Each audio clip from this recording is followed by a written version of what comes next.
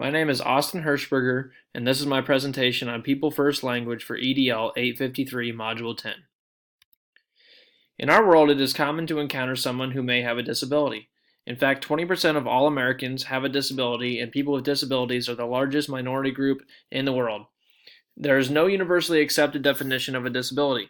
It is a medical diagnosis that may be physical, mental, or both. The medical diagnosis criteria is different and changes based upon the development of the person. It is different from early intervention to early childhood, to special education, to vocational rehabilitation, and so on. People of all ages, genders, races, and socioeconomic status may have a disability.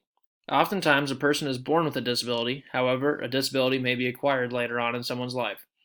As you can see, disabilities are more common than we are oftentimes aware of. Therefore, it is important that we are aware of how to be most respectful to those around us who may have a disability. By using People First language, we can do just that. What is People First language? People First language means defining who a person is and not defining a person by their disability. People First language is meant to define what a person has and not who the person is.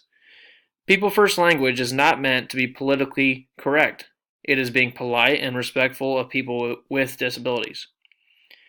You and I are unique because of our own differences, just like someone who may have a disability. However, we would not want to be known by the color of our skin or the size of our ears. Being respectful of each other's differences means identifying someone as the person that they are, not what they may look like. Why do we need to be aware of using People First language? The language we use oftentimes shapes the attitudes we have towards people. Inappropriate language can be devaluing to a person, single them out, and make them feel as though they do not belong.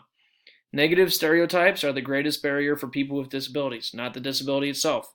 Again, everyone is unique, and our differences should be celebrated, but not define who we are as individuals. What exactly does People First language look like? Often in schools, in our communities, we may hear people use a poor choice of words. Most of the time, the words we choose are not meant to be mean or devaluing of a person, but they may come off that way to someone who has a disability. It is important to identify someone as a person, not as a disability. Don't say, the autistic kid. Say, student with autism. Don't say, crippled or handicapped. Say, person with a physical disability. Don't say, wheelchair bound. Say, person who uses a wheelchair. Don't say, mentally retarded. Say, person with a learning disability. Don't say, Down student. Say, student with Down syndrome.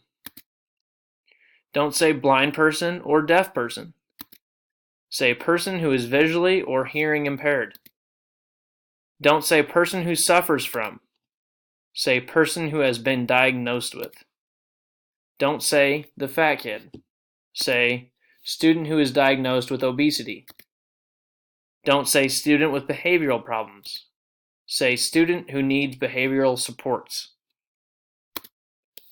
The way that we use our words may have a lifelong effect on someone else. Use your words wisely and treat those around you the same way that you would like to be treated.